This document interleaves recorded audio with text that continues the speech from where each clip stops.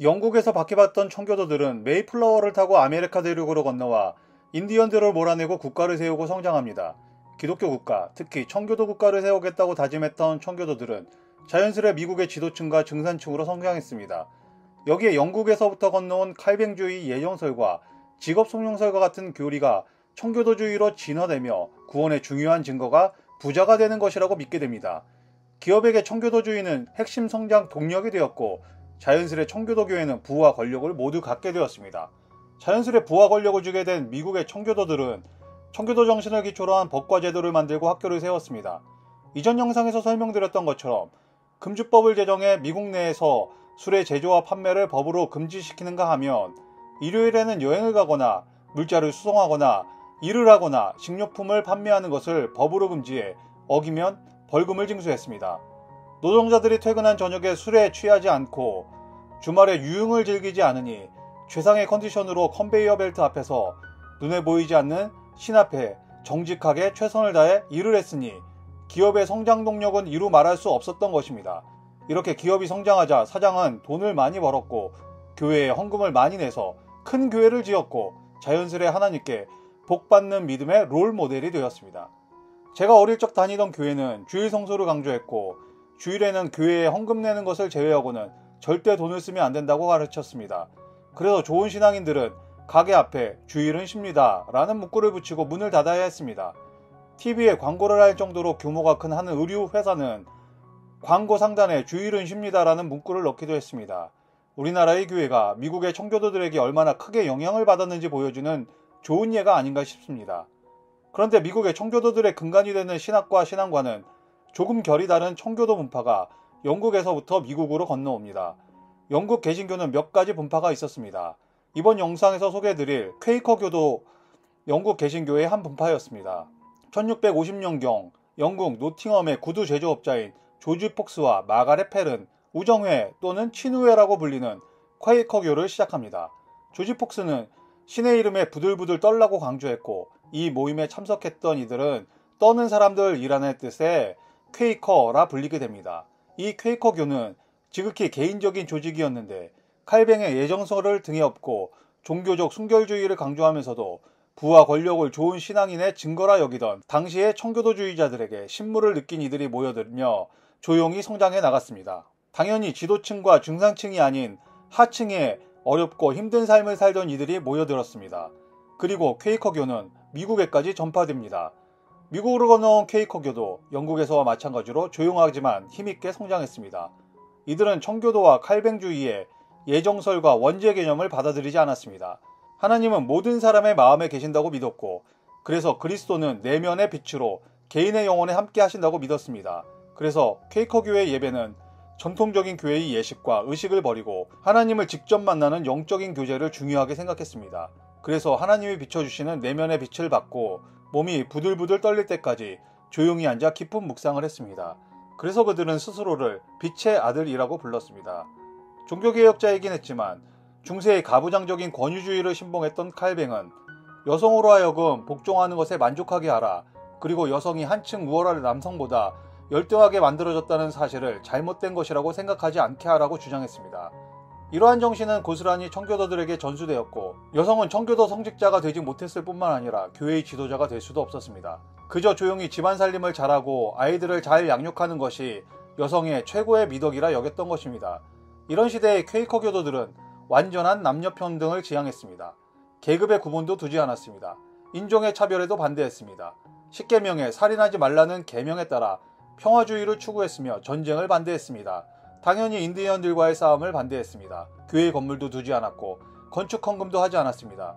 교회에 조직을 두거나 행정기구도 두지 않았습니다. 월급 받는 목사도 없었으며 예배 시간에는 성령의 감동을 받는 사람들이 돌아가며 나눔을 하는 방식을 취했습니다. 이렇게 성장하는 퀘이커교를 청교도들이 가만히 둘 리 없었습니다. 영국에서는 퀘이커교도 3,000명을 잡아 감옥에 가두기도 했고 1656년 미국에서도 사탄의 사조로 규정했습니다. 로드 아일랜드를 제외한 당시 미국의 모든 식민지가 반 퀘이커 교도법을 통과시키기까지 했습니다. 실제로 당시 청교도의 본거지라 할 수 있는 매사추세츠에는 2, 3년 동안 퀘이커 교도 4명을 교수형에 처했다는 기록이 남아있다고 합니다. 하지만 1667년에 이르러 상황이 급변하게 됩니다. 미국 내 상류층과 귀족들이 퀘이커 교도가 되기 시작한 것입니다. 그중 가장 상징적인 인물은 윌리엄 펜이라는 영국의 귀족이었습니다. 윌리엄 펜의 아버지는 영국 왕실 해군의 제독이자 아일랜드의 대지주였습니다. 그래서 아버지가 세상을 떠난 이후 펜은 영국의 왕으로부터 뉴욕과 메릴랜드 사이에 넓은 땅을 하사받게 되었는데 펜의 숲이 있는 곳이라는 의미의 펜실베니아라고 불려진 땅이었습니다. 펜은 미국으로 건너와 펜실베니아의 인디언들과 협상을 하며 워킹 퍼체이스라 불리는 방식을 채택해 평화로운 협약을 맺게 됩니다. 남자 한 명이 사흘 동안 걸을 수 있는 땅만큼만 갖기로 약속한 것입니다. 이후 펜은 그리스어로 형제라는 뜻을 가진 필라델피아란 이름의 도시도 설계하게 됩니다. 펜이 관여한 도시들은 다른 도시와 다르게 인디언들과의 마찰이 거의 없었으며 도시의 빈부격차도 현저히 낮았습니다.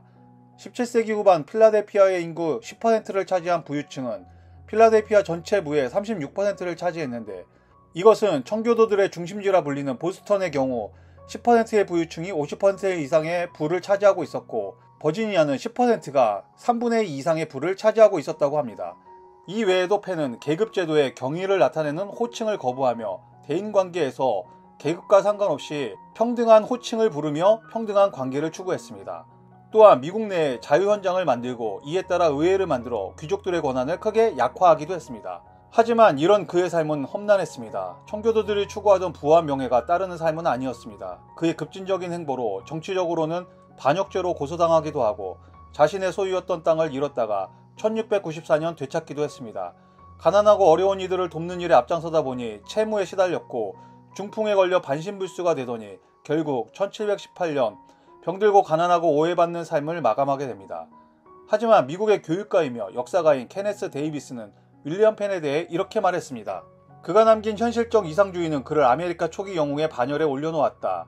또한 그가 수립한 비폭력, 사회정의의 퀘이커 전통은 노예제도 폐지, 보통선거권, 평화주의와 같은 운동의 선두에 퀘이커 교도들을 서게 하면서 미국 사회에 지워지지 않는 흔적을 남겼다. 이렇게 퀘이커 교도로서 그리스도를 따르는 삶을 살아갔던 윌리엄 펜을 비롯한 수많은 퀘이커 교도들은 인디언에 대한 양심적인 대우를 촉구했으며 흑인 노예제도에 대한 반대를 외쳤습니다.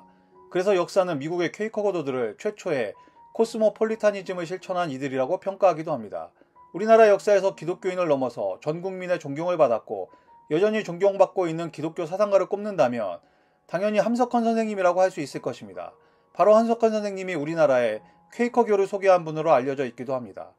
제가 처음 퀘이커교를 알게 된 것은 한 선교단체의 수련회였습니다. 퀘이커 퀘스천이라 불리는 4가지 질문이 있었습니다.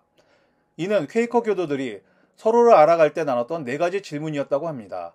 어릴 적 가장 기억에 남는 일은 무엇이었나요? 살아오면서 가장 따뜻했던 때는 언제였나요? 살아오면서 가장 추웠던 때는 언제였나요? 하나님을 인격적으로 만났던 때는 언제였나요? 20대 초반의 대학생들이 이 4가지 질문에 밤을 지새우며 자신의 이야기를 했고 다른 이들은 상대의 이야기에 함께 울고 웃으며 서로를 이해하는 참으로 신비한 경험이었습니다.